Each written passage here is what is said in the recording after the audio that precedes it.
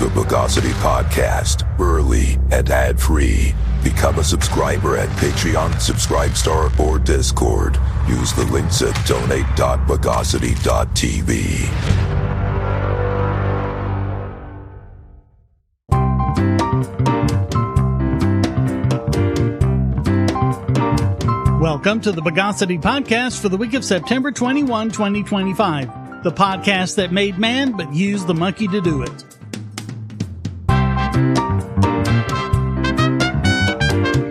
This is your host, Shane Killian. Let's pronate the news of the bogus.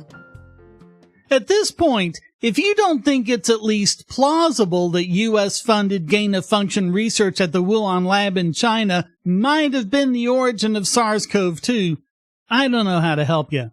But that danger is why so many people want the U.S. to pull back on that sort of research, at least until more questions have been definitively answered. Because as of now, basically none of them have. Some were at least hopeful that Trump's picks for health policy, especially NIH Director Jay Bhattacharya, would work to scale back on it. And back in May, Trump passed an executive order broadening the definition of gain-of-function research. At the time, Bhattacharya said, quote, "The conduct of this research does not protect us from pandemics. There's always a danger that in doing this research, it might leak out by accident even and cause a pandemic. With this order, the public can say, no, don't take this risk." The problem is, the deadlines for the new restrictions have come and gone, with no policy changes in sight. Meanwhile, the NIH continues to fund risky virological research all over the world. Bryce Nichols, professor of genetics at Rutgers University, said, quote, "There was a promise to deliver these policies. It's very disappointing to see that not emerge." He said there was no practical reason why the White House should have been unable to issue new policies by the deadline. Previous administrations have recognized this danger. Obama put a pause on it in 2014 because of safety issues with new strains of SARS, MERS, and influenza. Trump, in his first administration, allowed that to restart in 2017. That was supposed to have been accompanied by risk-benefit vetting from the HHS, but that never materialized. The executive order, if actually followed, would have established a clearer definition of gain-of-function research, ended funding for it in countries like China, and directed HHS to suspend all such research until Congress could issue a new policy. Then in July, the NIH announced it was ending funding for 40 experiments, a move widely panned even by gain-of-function critics because it suspended grants for projects involving bacterial and fungal pathogens that didn't involve gain-of-function research and posed minimal risks to the public. Meanwhile, virological research was allowed to continue unabated. Gain-of-function critic Richard Ebright, molecular biologist at Rutgers University, said, quote, "What clearly happened was that the program officers assigned to virology simply nullified the executive order, nullified the NIH notification by failing to report the dangerous gain-of-function projects in their portfolio. Even the most glaringly obvious projects were not included on the list. That includes gain-of-function research carried out by Ralph Barrick of the University of North Carolina, who has collaborated with the Wuhan Institute. At least 3 anonymous whistleblowers say that the NIH is continuing to fund research into novel pandemic viruses. So a big question is, why hasn't it happened? Ebright speculates that there's still massive opposition to Trump in the NIH, and for whatever reason, Bhattacharya hasn't been that willing to use his leadership position to stand up to them. Quote, "I think it's very possible that what we will see is something limited only to the narrowest part of provisions in the EO, namely research in China and other countries of concern. That would be a tragic error. This research is just as dangerous, just as likely to cause a pandemic, just as likely to kill tens of millions, just as likely to cause tens of trillions in damages if it's performed in the United States. Meanwhile, with the news media refusing to cover it, and so-called skeptics who long ago became undeserving of that title, pretending it's a baseless conspiracy theory, it seems that no one is even going to be aware of it. Presenting the greatest game this side of Yugoth. You are H.P. Lovecraft's cat, and your name is Nick. Right, we can't say that on a podcast. Well, anyway, that's the point. Your name is a joke to him. So now, you are out for revenge. Using the Necronomicon, you come to the present day to buy a gun to go vanquish him once and for all. But the Necronomicon is devious, and it summoned Lovecraft's monsters as well. Now, in a crumbling world, you must fight for the revenge you seek. Fight monsters, gain allies, buy guns and armor for yourself and your team. Defeat the bosses of each level. Then get your revenge against Lovecraft himself. Play Lovecraft's cat. The link is at cat.bogosity.tv. Yeah, we're doing cat.bogosity.tv, not that other one. What, you want me to get kicked off the internet or something?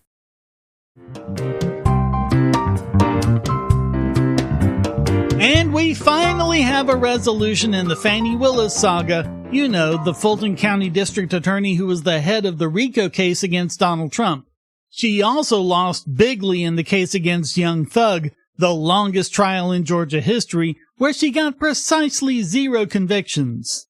In both cases, the bewildering corruption of her office was on display in a way no reasonable person could deny. In the Trump case, the main bit of corruption was hiring her boyfriend Nathan Wade as a co-prosecutor, who was cheating on his wife with her, by the way, and paying him hundreds of thousands of dollars more than any other prosecutor was being paid so he could take her on cruises.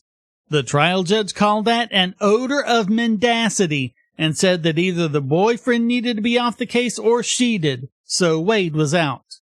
That puzzled the world because any legal analyst worth his salt pointed out that this should have disqualified her entire office. All of this was covered on the podcast as it happened, as was the appeal the defense counsel made on that very basis. Trump's attorney, Steve Sadow, said, quote, Willis's misconduct during the investigation and prosecution of President Trump was egregious, and she deserved nothing less than disqualification. The appeals court agreed and threw her entire office off the case, ruling that the relationship had undermined all confidence in the prosecution. They also directed her office to make the case and file available to the Prosecuting Attorneys Council of Georgia so it can appoint a new prosecutor, if any of them even want to touch the case. So Willis appealed up to the Georgia Supreme Court, but they just denied certiorari 4-3. One judge didn't participate, and another was disqualified. She had filed, quote, No Georgia court has ever disqualified a district attorney for the mere appearance of impropriety without the existence of an actual conflict of interest, and no Georgia court has ever reversed a trial court's order declining to qualify a prosecutor based solely on an appearance of impropriety. The problem is, this wasn't just an appearance of impropriety, there were actual conflicts of interest all over the case. So the lower court ruling stands, and it just remains to be seen what the council is going to do. Even if Trump himself won't be prosecuted now that he's the president again, there are still 14 other defendants who face charges in the case. Lieutenant Governor Burt Jones said, quote, The Supreme Court just shut Fani Willis down. Her political circus is over. She came after myself, President Trump, and all of our conservative values, and has now lost. Twice. Georgia deserves better than a DA who weaponizes the justice system for her own political gain. Today, justice is served for Georgia, and justice is served for President Trump. Ashley Merchant, attorney for Michael Roman, who first disclosed Willis's relationship with Wade, said, quote, The lapses in judgment and the inability to accept responsibility for those lapses has infected this case from its inception. We hope this will finally close this chapter. Willis's troubles aren't over, though. On November 4, the Georgia Supreme Court will hear oral arguments in a fight between her office and the State Senate Special Committee on Investigations, who subpoenaed her for documents regarding collusion she may have been engaged in with the Biden administration. There have also been a lot of questions about how her office has been spending public funds. As we covered, instead of properly replying, which could easily have been a legal refusal to comply accompanied by the reasoning why, she instead decided to just ignore the subpoenas and was even a no-show in front of the committee. We'll have to see what results from that, but if nothing else, hopefully Fulton County voters will finally realize what the rest of us do. That as corrupt as prosecutors are at the best of times, her office has to be the most corrupt in the country.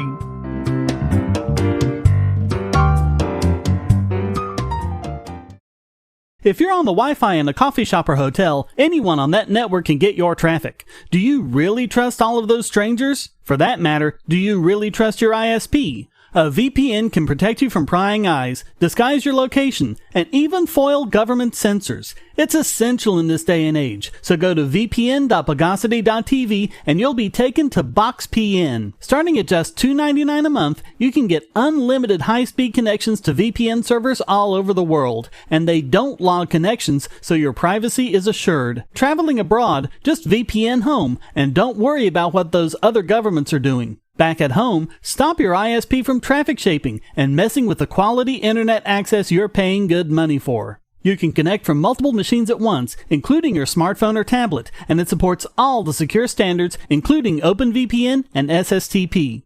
Bypass censors and surveillance with your own secure VPN connection. Go to vpn.bogosity.tv.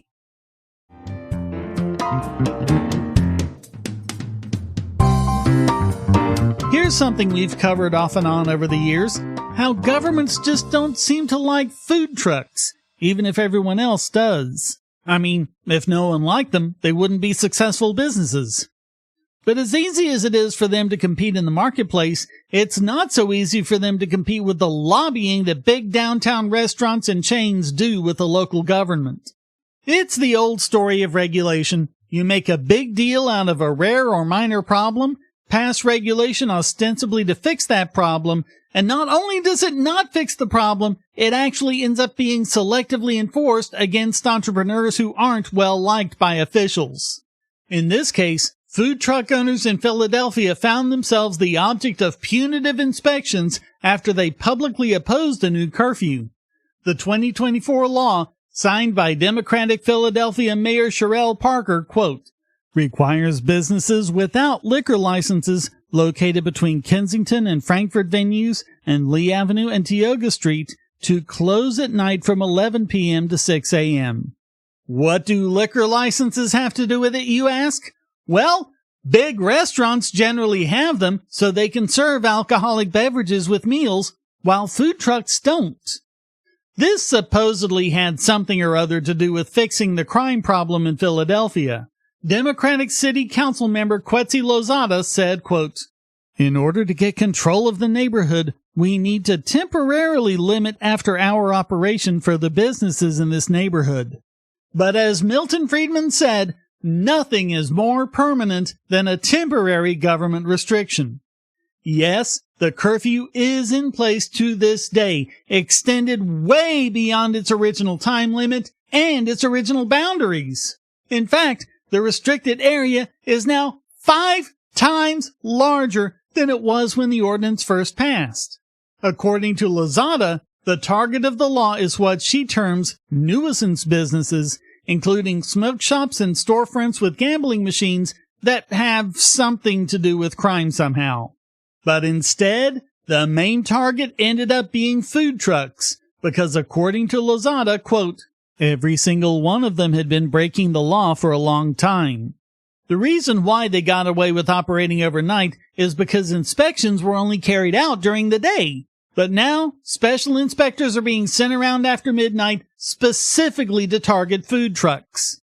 According to Dan King of the Institute for Justice, quote, last Thursday, 2 food truck owners, 5th Street Super Food Truck owner Edward Bonilla and Alta Cocina food truck owner Jose Luis, spoke to Philadelphia City Council in opposition to the city's expanded business curfew law, which requires many businesses in City Council Districts 7, 8, and parts of District 1 to close between the hours of 11 p.m. and 6 a.m. A few hours after their testimony, law enforcement and city licensing officials showed up at the businesses demanding licenses and registrations from all food trucks in the vicinity. Yes, it all seems to be retaliatory for them daring to speak their minds at a public meeting. The IJ sent a letter to city officials saying, "This timing is impossible to ignore. If, as the timing suggests, these enforcement actions were taken because of the food truck owner's speech, then the enforcement actions are blatantly unconstitutional, and the Institute for Justice demands that the city refrain from further retaliatory conduct. Punishing people for participating in the democratic process is unconstitutional." They demanded, the city must immediately refrain from further retaliatory actions. City officials, including members of City Council, the Police Department, the Parking Authority, and the Department of Licenses and Inspections, should be informed that retaliation against speech is prohibited. And it's not just that.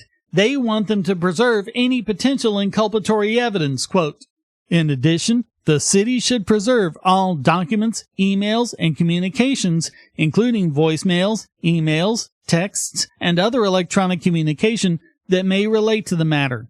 Please ensure that no relevant material is deleted or destroyed, whether intentionally or through automatic systems. The city should be protecting its hardworking entrepreneurs, not punishing them for speaking out. This is exactly the kind of abuse the First Amendment was meant to prevent."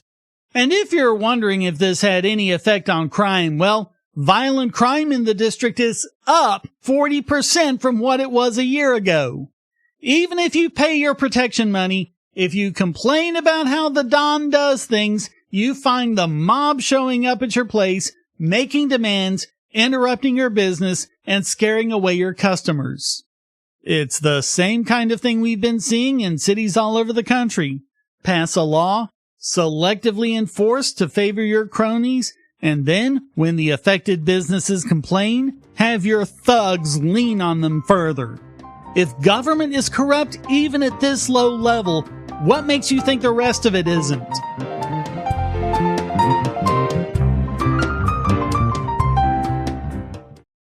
I want to tell you about the eyeglasses I've been wearing for years. As people can see on my videos, I have a very strong prescription, which makes glasses more expensive, especially when I need computer glasses, reading glasses, prescription sunglasses, and most expensively, progressive lenses for general everyday wear. To save money while still getting quality glasses, I get them from Firmoo. In fact, I just got a pair of progressives with high-index aspherical lenses and a nice pair of frames my wife loves for just over $100. It would have been $500 to get them through my eye doctor. Not only do they look good, the glasses are durable. I've worn many pairs for several years without problems. All orders come with a 30-day return policy, a 3-month warranty, and one-on-one customer service. Go to Firmoo, that's FIRMOO.Bogosity.tv anytime you need quality glasses at a low price. Once again, that's Firmoo.Bogosity.tv.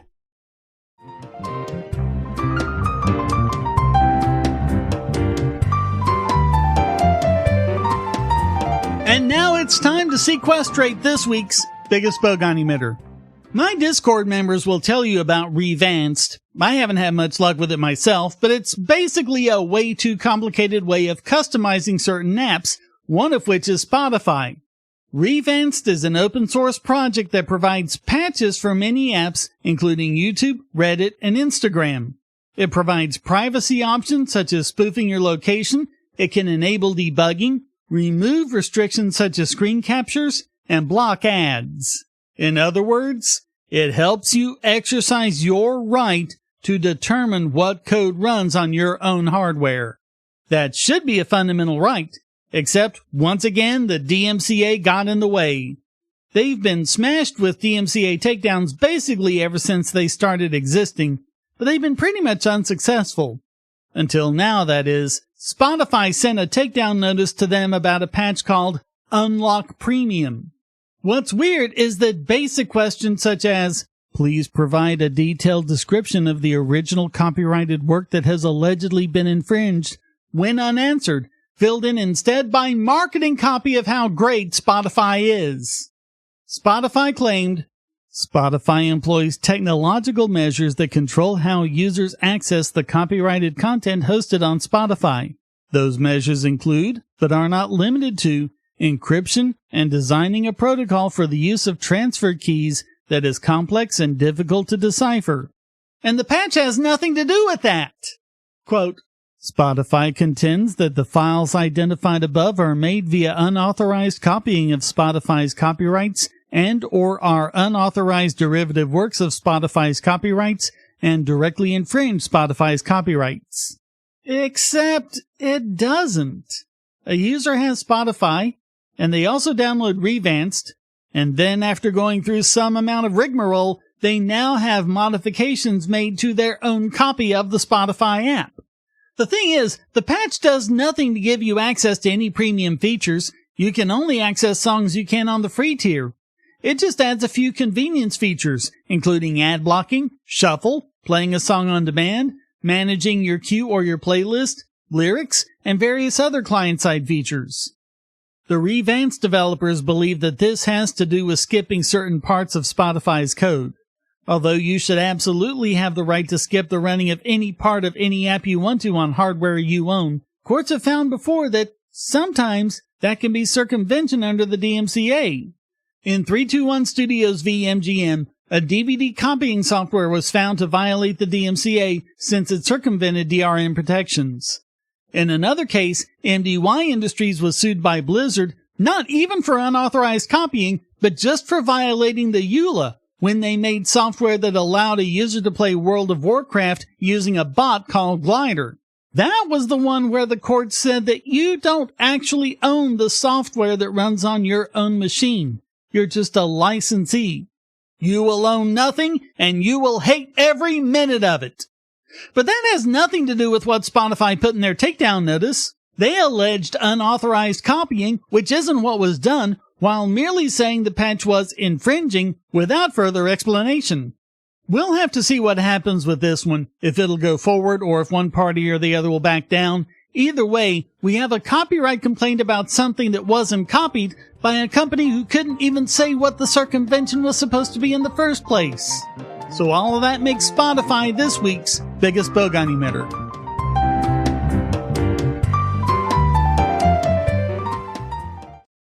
Do you have children, or nieces or nephews? Are you homeschooling, or just want to counter some of the socialist indoctrination most children get in school? If so, go to Bogosity.tv/TuttleTwins, and you'll be taken to a website where you can get some great books for elementary-age children. The Tuttle Twins books are books about liberty and free market economics that include children's versions of Bastiat's The Law, Leonard Read's I, Pencil, and Hayek's The Road to Serfdom, as well as books about the Federal Reserve and how regulations protect business cronies. They'll learn about the harm caused by eminent domain, or regulations passed in the name of safety, and fundamental concepts of liberty. And as you can see from the sample pages on the website, they're all easy to read and nicely illustrated. They're just $9.99 a piece, or get a special discount as well as free bonuses when you purchase all 5. You can even buy in bulk to donate to schools and local libraries. So get the Tuttle Twins books at Bogosity.tv/TuttleTwins.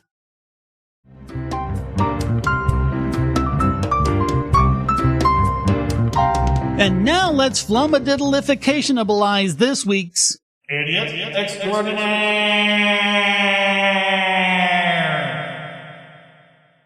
Oh, these screeching children in congressional committees. The House Oversight Committee had a hearing on Thursday on the oversight of the District of Columbia, given the increasing problem of crime in the city. That apparently included the robbery, assault, and even murders of members and staffers in D.C. Republicans blamed the Democratic leadership in D.C., including Mayor Muriel Bowser. They also credited Trump for his crackdown, where violent crime fell 39%, robberies 57%, and carjacking 75%. Overall, they claimed 2,300 arrests, including gang members, drug traffickers, and sex offenders. They blamed the D.C. Council and the AG for expanding the Youth Rehabilitation Act to cover offenders up to age 24, meaning that a college-age person was treated the same as a child. Congress has already stepped in with 14 crime bills that override D.C. laws.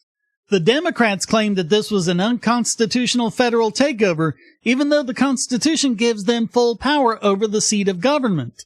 They used it as an opportunity to stump for making D.C. a state, which is improper since when Maryland and Virginia gave up the land to make D.C., it was with the understanding that it would not be a state and would not dilute their representation in the House or Senate. Note that Virginia's section has already been returned to them and is the city of Arlington. So the thing to do is not to make a whole new state out of that tiny speck of land, but to cede any residential areas back to Maryland. Then, if they want to be a state, they need to secede from Maryland first. That way, Maryland would have their proper say in it. Democrats want to bypass that. Or here's an idea. If people in D.C. don't like it, they could just move across the border to Maryland or Virginia. I mean, who's forcing them to live there? And they were perfectly aware of the deal when they go there. So anyway, with all that, you can guess that towards the end, the Democrats were in a tizzy and Republicans were on a hair trigger. It all came to a head when Rashida Tlaib went a full minute over her time to scream at Republicans, particularly Brian Donalds, and call them fascists. And I think it's really important we need to stand up against this. Fascist takeover, that's not a bad word. It's a fact. And here in D.C. and across the country, it is so incredibly important, Mr. Chair, that this committee does not allow rhetoric that defames and or paints Washington, D.C. in a way that you all haven't really truly seen. You're just reading it. No, you're just reading it or something off of some. Will the gentlelady yield to a question? Yeah, I think it's really important. Will the gentlelady yield? No, I don't yield. I don't even have time. I can tell you. Your time's expired. It is expired, but Mr. Chair, nice. but you all live here, and you're not telling people the beautiful parts that you do see in our nation's capital. And no, it's just wrong how we're doing. Chairman, I think it's insane that the gentlelady doesn't have an argument, but she's going to refer to me and some of my colleagues.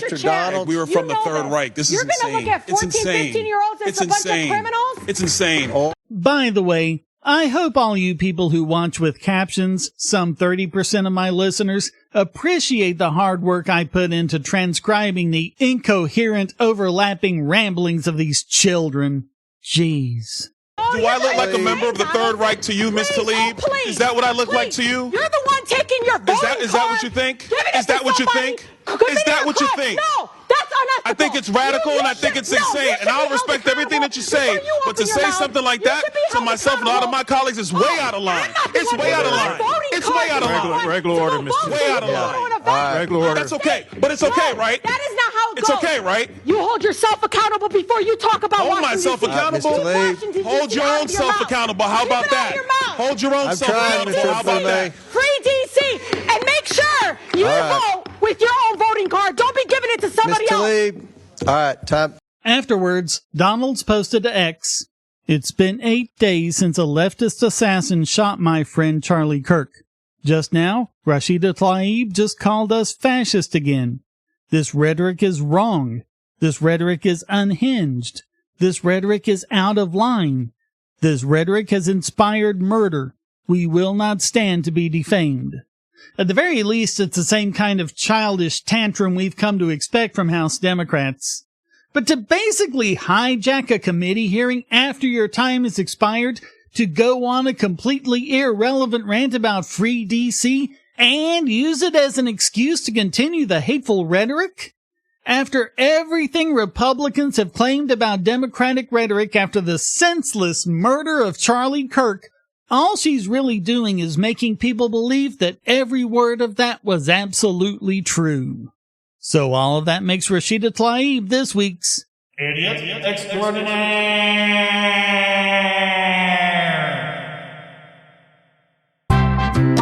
Well, that wraps up this jabbering popinjay edition of the Bogosity podcast. I hope you enjoyed it. If you did, please go to donate.bogosity.tv for several ways to support and discord.bogosity.tv to join the discussion. Subscribe at the Discord, Patreon, or Subscribe Star, and you can listen early and ad-free. Thank you for listening. Until next time, here's a quote from James Madison. The indispensable necessity of complete authority at the seat of government carries its own evidence with it, and as it is to be appropriated to this use with the consent of the state ceding it, and as the authority of the legislature of the state and of the inhabitants of the ceded part of it to concur in the cession will be derived from the whole people of the state in their adoption of the Constitution, every imaginable objection seems to be obviated. The Bogosity podcast is licensed under Creative Commons Attribution, Non-Commercial, No Derivatives 4.0 International License.